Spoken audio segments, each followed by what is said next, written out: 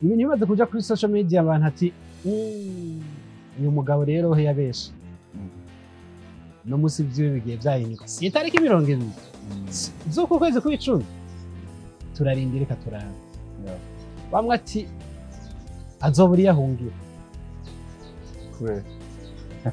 kubera ivyo ubwo buvugishwa ngo butabaho bamwe n'umukozi w'Imana bagenzi banyu bagutera intege ati burya aha ku isi twebwe twamagawe n'Imana dufise ukungene dukora bitandukanye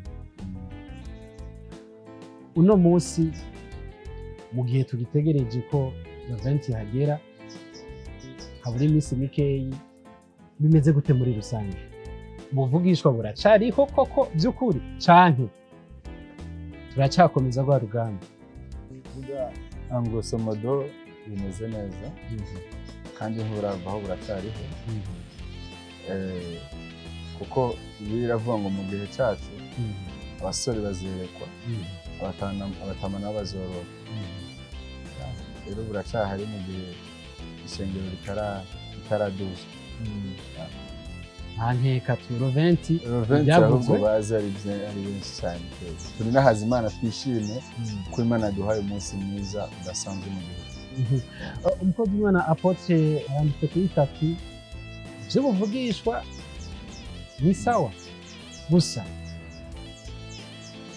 wibuke ko dusigaje iminsi mike kugira ngo uhinyuze ivyo Modeste yanditse ivyo biri kuri stati yiwe n'amajambo yanditse kandi tutaganira dutukana tuganira ku ijambo ry'Imana ko peut-être hari ivyo atazi ivyo vyubuvugishwa kariyeri bivugishwa ntayazi bavuga ati uyu mugabo aho yabesheye wazakira yafatwa agiye yafatwa wazakira gute muri rusange aho dukomati mu gihe event ho kwitaba umuntu umwe kuko muri no minsi mu mpera y'umwaka hari amagisida menshi ejo bundi muri Kongo hafi yacu hari ingona yari abantu 13 hari ubwato bw'abantu barenga amajana ngahe bapfuye hari abantu 8 baraye bagize accident hari mu gihe event hopfa umuntu umwe gusa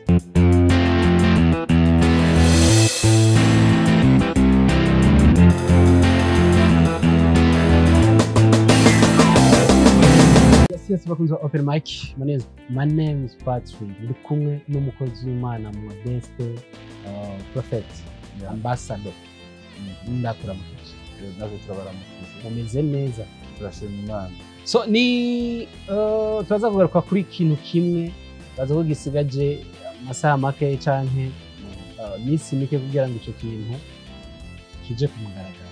Yes. Ugambe twakoranye ikiganiro tuvuga yuko itariki 20 z'uku kwezi ataksida izoba ata muntu azopfa tuvuze ko ata muntu azopfa hari abasanzwe bari mu bitaro hari abama accident yuko uwo munsi bizoba bimeze neza uranavuga ati n'abantu bazoba za cankuzo za Kirundo bazi batwandikira kuri uwo munsi ibintu bimaze kuja kuri social media abantu ati uyu mugabo rero he yabeshe no musi vyo bigiye vyahinyuka si itariki 20 z'uko kwezi kw'icumi turarindira reka turara bamwe ati azobura yahungira kubera ivyo ubwo buvugishwa ngo butabaho bamwe n'umukozi w'Imana bagenzi banyu bagutera intege ati burya aha ku isi twebwe twamagawe n'Imana dufise ukungene dukora bitandukanye uno munsi mu gihe tugitegereje ko event hagera habura iminsi mikeyi bimeze gute muri rusange buvugishwa buracariho koko by'ukuri canke turacakomeza rwa rugamba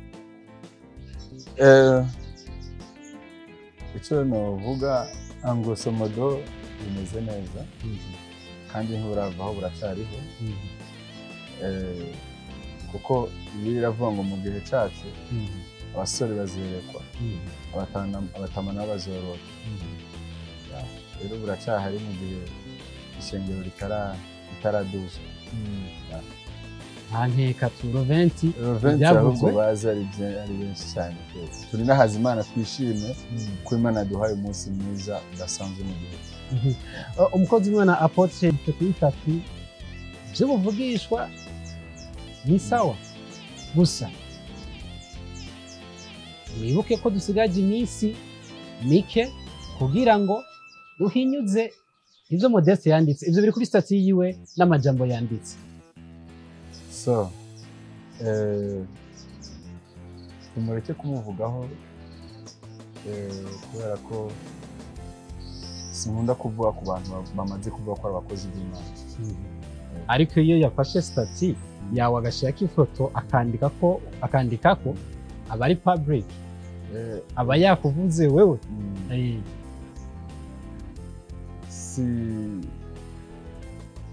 Sishaka kubivugaho wenyine ariko arazi ukuri kuko si ubwa mbere abikoze nk'uko. Gute muri rusange? Gute? Umunsi umwe tuzohura, jewe neza ko hari umunsi umwe tuzohura mu kiganiro, abandi nabo tugahura muri space peut-être canke kuri televiziyo nk'uko tukaganira, kandi tutaganira dutukana, tuganira ku ijambo ry'Imana ko peut-être hari ivyo atazi.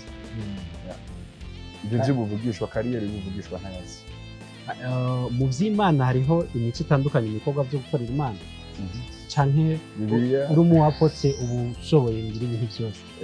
Bibiliya iravuga ngo hariho abakozi b'Imana baturuka kwa Yohana, abandi ab'intumwa za Yesu, ariko aba Yohana baraje kubatizwa umwuka we, baraje kubatizwa gushasha, kubatizwa muri mpamo yera. So hariho ahantu abantu bashika bataba batahura, kandi neza ko hariho byinshi adatahura niyo bayasubiriye. Yarigize ubwa mbere. Yego, arabizi wenyine. Abikora no kuri stade. Sinobigarukaho rero cyane kuko ndamwubaha papa kuza kusabana tungana mu muco nyene w'ikirundi. Kandi ikindi naco ni umukozi w'Imana. Umuntu wese amaze kuvuga ko ari umukozi w'Imana ndamubahira gusa ico kuko biravuga ngo ntitukubahuke abasizwe amavuta. So umunsi umwe je namusabye tuze duhure mu kiganiro, ambaza ibyo adatahura nanje ndamubaza ibyo ntatahura, kuko hari ibyo avuga jewe ntatahura, nawe icyo gihe hari icyo mba nabyo atatahura. Niyabinyemerera azobakoze twamurindiriye tuze dutanga umuco ku buvugishwa. Kuva umenyekashije iyo tariki 20, hari amakomantere menshi ashobora ko yaravuzwe, yaba mu inbox ya muri telefone cyangwa ahandi muri rusange, bavuga ati uyu mugabo aho yabesheye agiye yafatwa. Wazakira gute muri rusange? Ndashimira Imana cyane kuko nta bantu banyandikiye uko ndavyumva ku bandi. Akabazo kw'amatsiko, mu gihe Roventi ho kwitaba umuntu umwe, kuko muri ino minsi mu mpera y'umwaka hari amakizida menshi. Ejo bundi muri Kongo hafi ya hari ingona yari abantu 13, hari ubwato bw'abantu barenga amajana angahe bapfuye, hari abantu 8 baraye bagize akida hariya. Mu gihe Roventi hopfa umuntu umwe gusa, Modeste, uzoba bimeze gute muri rusange muri uwo mwanya? Ikintu wemereye abarundi? Turindire muzobibona n'urugendo, kuki n'uwo mura generalize.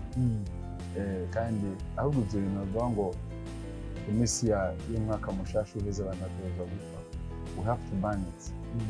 Turezwa nabyo kubikura, abantu bakamenya ko uwo mwuka nambo hari ukwiye kuwurwanya ugatsinda. Mu bindi bihugu ko batabyitega nk'uko, c'est-à-dire ko hari agahazi hagati muri twebwe mu bizera, ariko duhari kugira ducekeceshe icisha hejuru cose icisha hejuru kurwanya Imana uko biri bivuga duhari kugira ducekeceshe icisha hejuru cose kibuza abantu kumenya Imana n'abako kumenya umukozi w'Imana. Bimeze neza cane. Abizera tubananye twizera abamakinga nayo makinga azoshira umunsi tubonye ko ivyo natabihari. So ni byari nuko kujya mwamubona ibindi muco mva ngo no musete n'uwise uko ari n'uwemeye yavuga ati ukuri umuntu wa mbere azotanga commentaire ko hapfuye umuntu nzomuyumba amaduka. Nico gituma nakubwiye hari abantu bavuga Imana ariko batizera Imana batizera n'imbaraga z'Imana. Uwabivuze nta rubanza na rumwe mfite rwo kumucira ko simye no guca urubanza ariko Imana imuhezagire nje nongera ndamutumirira canke ndamubwira ujya munsi adashire ko post tuzotanga kugira bazamuhe commentaire nziza mushimisha mubwira ngo nta muntu n'umwe n'umunsi twabo azadufashe ko tuzosohora post ikibanza kizobera amaje twavuze kizobera kuri Source Dini 3h karibu 13h kuri Source Dini saa 8 ni kudemara direct hama hariho post tuzosohora dusaba abamenyesha makuru amamedia atandukanye kuzopostinga hama tuzoba turindiriye abantu uwo muntu we je kuri je cyo ntikibaho ntikizona ariko ku bandi batizera kugira ba verify uko biravuga ngo hariho abizera banje kubona namwe nta caha mufise na Toma yaragiye mu ijuru na Toma yaragiye mu ijuru nta caha bafise. So rero tuzotanga izo post wowe urubuga uzogwaho uzatanga ibimenyetso byerekana ko hariho umuntu yapfuye. Ntitwavuze amatangazo yo kubika mu gatondo havugwa ay'ivyabaye ntibavugwa ku bw'uno munsi. Ico gituma namubwira abantu hari igihe abantu bipakurura hari abantu bimara mu bwenge. So rero bazoduha amakuru yes ariko ndazizotangwa Roventi yapana Roventi. Umunsi utangura saa sita z'ijoro gahera saa sita z'ijoro bikatire bimeze neza cyane. So ni kaye kaja mubwira abakunzi muri rusange n'Imana n'abandi bataraje bataramenya Imana ariko biteguye kumenya Imana. Shimire cyane abakozi b'Imana bose bava bakagera Imana y'umujura duhera umugisha ndabatumira muzoze mubane natwe guhimbaza Imana no gutazira Imana kubwo munsi Imana itanze kubw'icyo kuko Imana izo bitwiyeretse baze twongere imbaza Imana izamura ibiganza imyaka yose yiteye iteka ishengero rikabaho. Imana yo mu ijuru ibampera umugisha bazaba bahari n'abandi bose biyumvira ko bitazoba. Hirya y'ejo umuntu yarantelefone arambwira ngo hari abantu barimo barasenga kugira ntibize bibe ukurikiranza vuga ijambo bakoresha mu gusenga bari baraye ku musozi basenga mu Kabezi. Ndavuga they don't know how I am as a man of God, as a child of God. Mana bugaragaza umukozi aho yabeshe ni kuva kera. So hari n'abandi bigeze gufata bandika amazina ndi muri mission ngo sinze ngaruke baja kuyahamba ku musozi. Ari n'umwe twahuye namubaza mbe narazutse acaba ngubiti cyangwa acyara umunsi mwagize kujya ku musozi kumpamba usenze ngaruke sinze mve muri mission arapenda. So yabuze cyambwira bati Imana ni nziza kutamenya Imana ni biva